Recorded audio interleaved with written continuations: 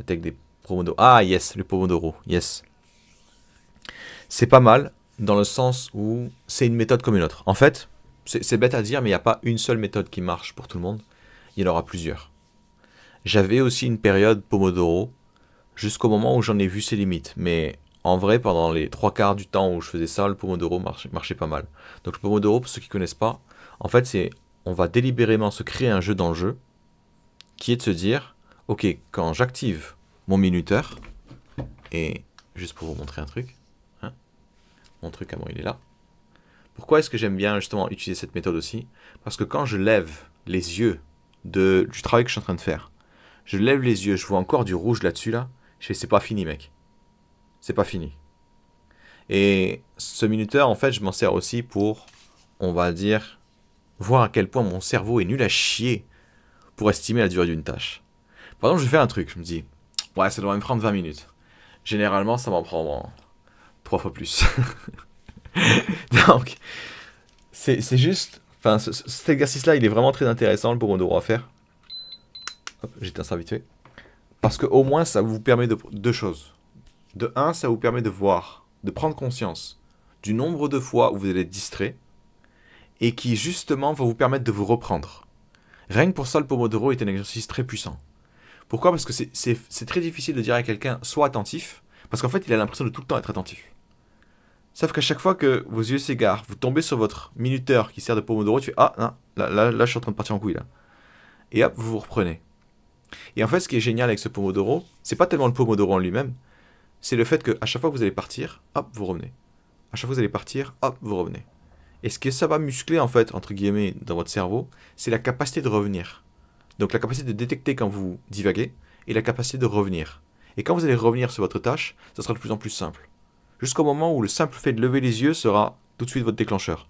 Et même si votre Pomodoro est éteint, ben en fait, vous en foutez. Donc moi j'aime beaucoup cette méthode parce qu'elle est hyper concrète, hyper palpable. De rester assis trop longtemps. Ah yes. Exactement, ça c'est pas mal aussi. Clairement, tu te mets un minuteur de 30 minutes. Au début, je pensais que c'était 2 heures ou un truc comme ça. Du coup, toutes les 2 heures, j'allais faire une balade. Et ensuite, je vois un autre, on va dire d'autres études qui sont faites, et en fait, c'est plutôt les 30 minutes. Et après, je sais plus trop quoi. Et en fait, j'avoue que je suis pas du tout au point là-dessus. Je saurais pas vous dire quel est le temps. Tout ce que je sais, c'est que de manière générale, rester immobile, c'est jamais bon pour la santé. Donc, je suis pas. Bah justement, tu vois, ça, c'est un truc que j'aimerais faire plus tard. Avoir un espèce de bureau debout où je peux mettre au pire, soit je reste debout et je me déhanche un peu ou je ne sais quoi encore, soit je mettrai un tapis de marche en dessous de moi et je commencerai un peu à bouger, quoi. Parce qu'en vrai, là, le siège que j'ai, il est hyper confortable, mais je passe un peu trop de temps dessus, quoi. Donc en vrai, cette idée d'utiliser un Pomodoro aussi pour éviter de rester assis trop longtemps, tu sais quoi, j'y ai même pas pensé, quoi. C'était tellement débile dans le sens où dans ma tête, je me dis, ouais, mais un minuteur, c'est juste pour mon travail. Et du coup, j'y ai même pas pensé. Par contre, je suis très content que tu m'aies donné cette idée-là parce que je vois maintenant à quel point, on va dire, parfois je m'enfermais comment ça s'appelle, dans un concept et j'arriverais même pas à faire un pas de côté, quoi.